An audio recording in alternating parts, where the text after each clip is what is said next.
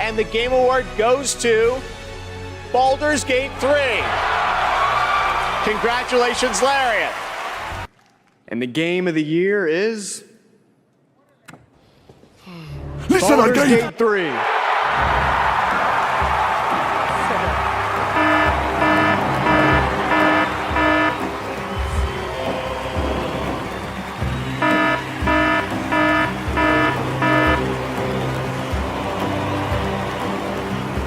The Game of the Year is Balder's Gate 3.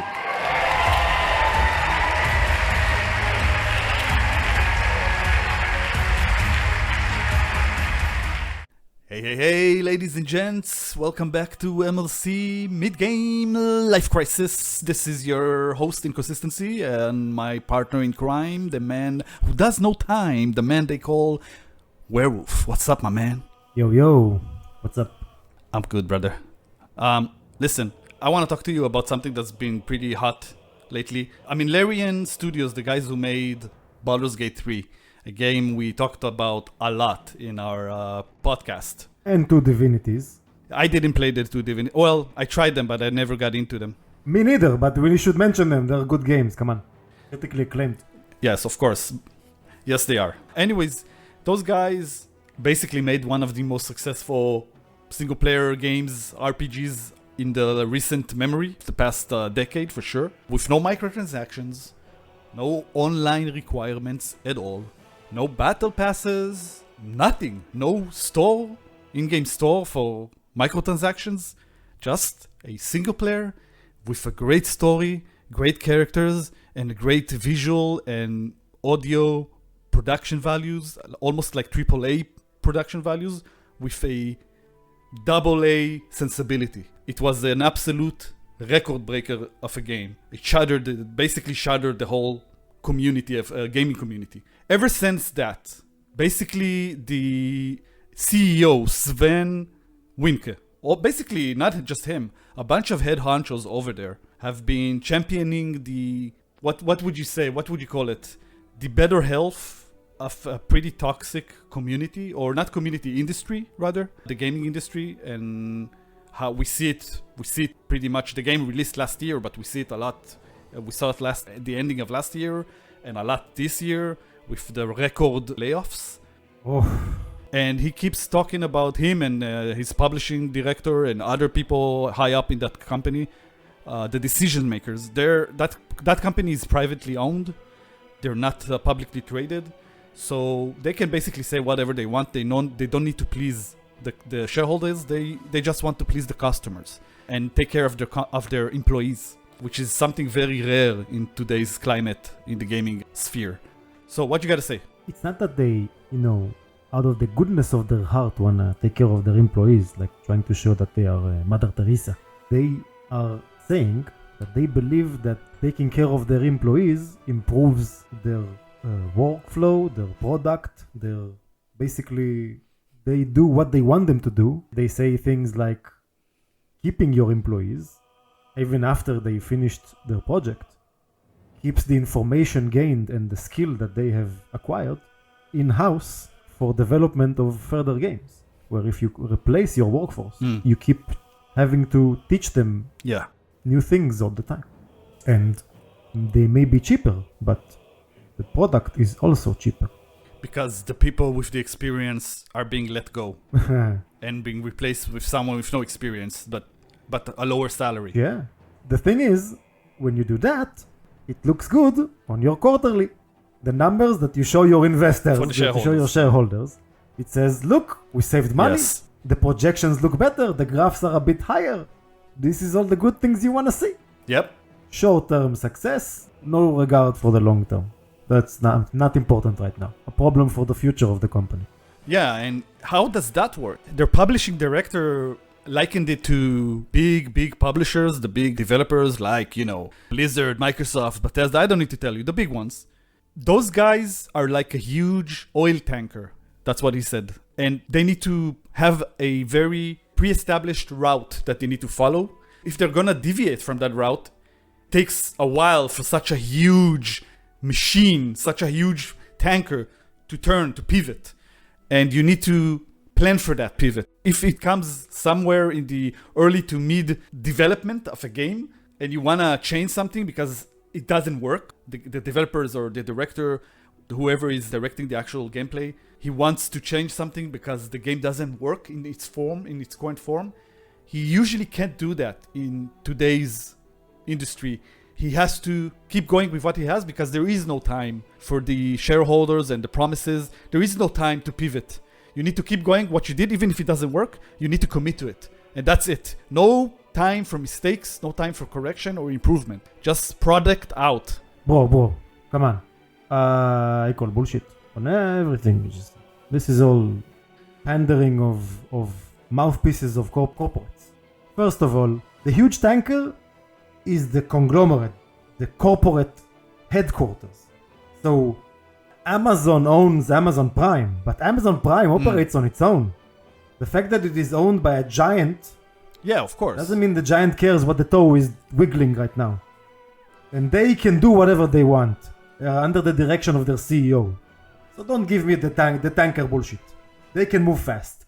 Because you see, when new trends show up and suddenly everyone likes the live service train, they know very quickly in a year to change the entire way they do games to try and hop on the new train. Then they are very quick to react. So don't tell me tanker and decided route in advance. Because that's a bunch of horse shit. That's the words of the director of publishing of Larian, not one of those big companies. That's him saying that. Sure, and I'm saying I don't buy it.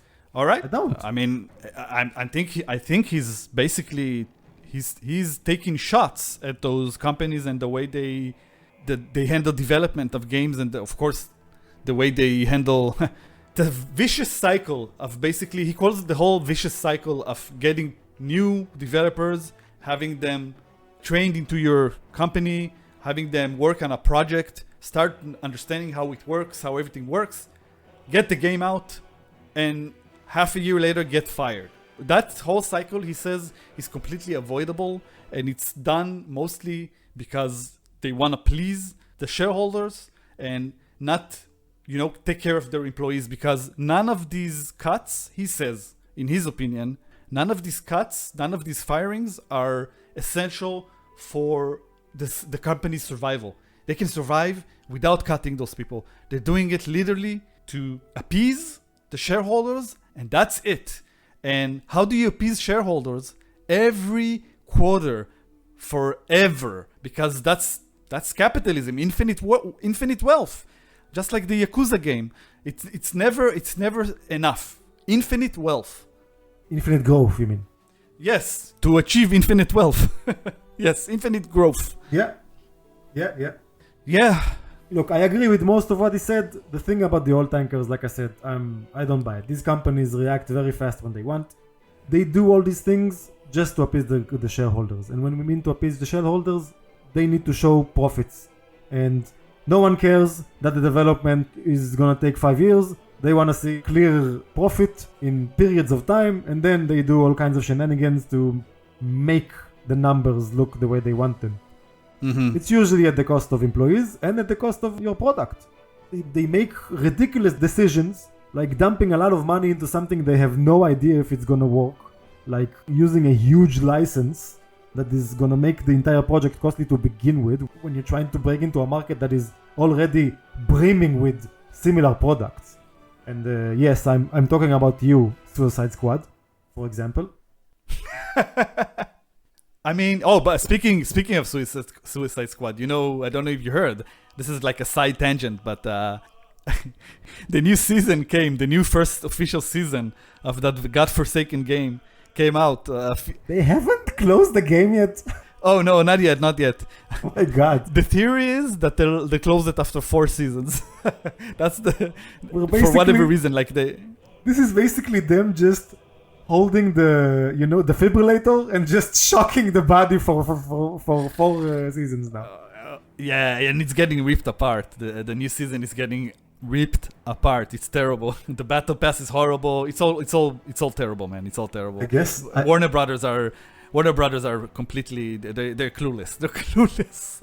Are you sure? This just tells me someone is paying. Yeah, what can I say? I don't want to get deep into it. We already have, by the way, a whole different video just talking about Warner Brothers and their plans for the future, for the franchises. It's not nice. It's not going to be a nice, sunny, beautiful future. It's going to be shit. Anyways, let's move back to Larian. Yeah. So he's basically saying that being nimble is key and big companies are not nimble. And you're saying that big companies are nimble? Because I don't think they are.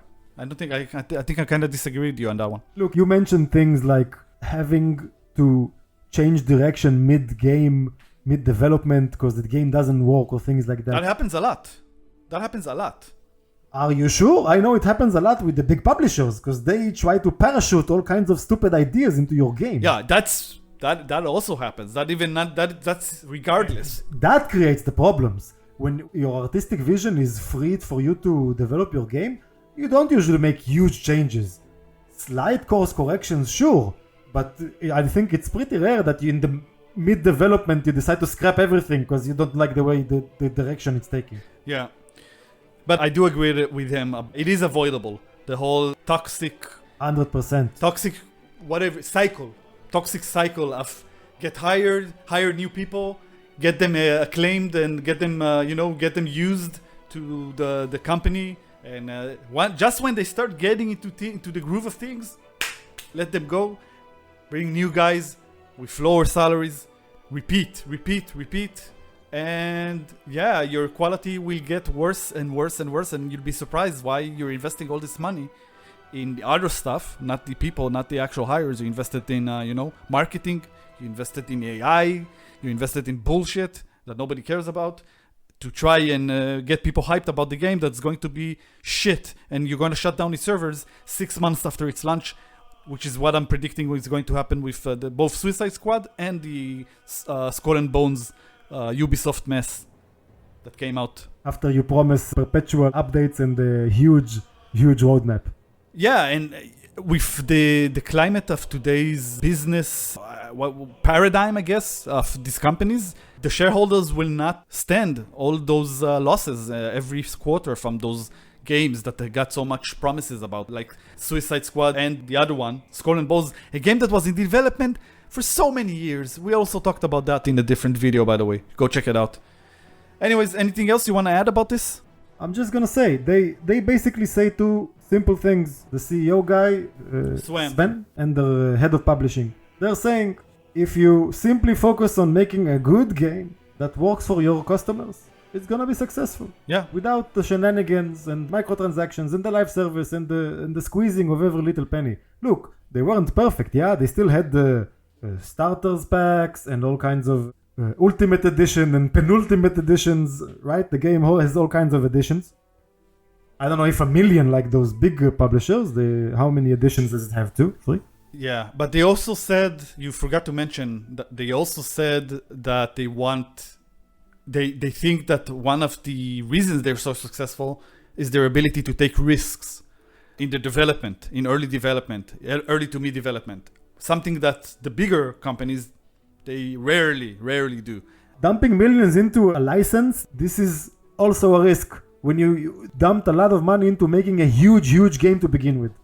I'm talking about the smaller developers like Larian who are able to take those risks, taking ideas that probably would not be approved by the higher ups in the bigger AAA publicly traded companies. That's what I'm talking about here, and that's what they're talking about. Those are the kind of risks they're talking about. They're saying that those risks are what made the game so good, Balers Gate 3. Their choices to take those risks paid off, and they don't always pay off, but at least they had the space to take the chance.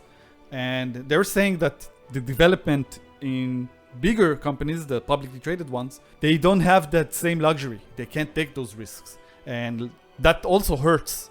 And a lot of time hurts the games, because the games that come out are usually the same, right? The sequels to the sequels, like Assassin's Creed. Yeah, there's no innovation. No innovation. It's always the same shit. You see it in Ubisoft all the time. You see it in a lot of companies.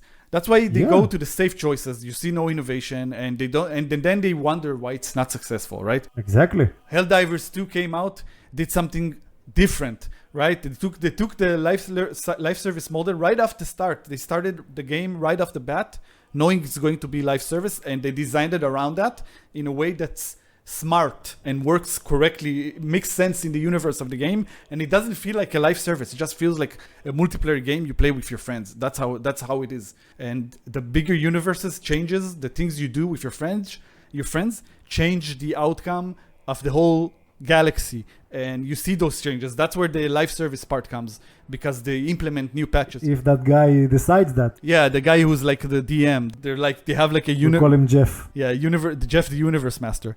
All right, guys, I think that's all we got to say about this. This is Inconsistency. This is my man here, Werewolf. Hey, that's me. You know, you should play the World YouTube game, guys, you know? I mean, it's a tiny thumbs up button over there, and you should subscribe. You don't have to press the bell, only if you want to know when we publish something. It's a weekly thing anyway, so if you pop in once a week, it's fine. You know, it helps a lot. We appreciate it, and we'll catch you on the flip side. Also, don't be afraid to tell us what you think in the comments below. If you agree, don't agree with our opinions, Larian's opinions, other companies' opinions about the stuff we talked about, maybe the state of the industry right now. Let us know what you think, guys. Thanks for listening. We'll see you guys in the next show. This is Inconsistency. This is Werewolf. Hey. MLC. We're out. Bye.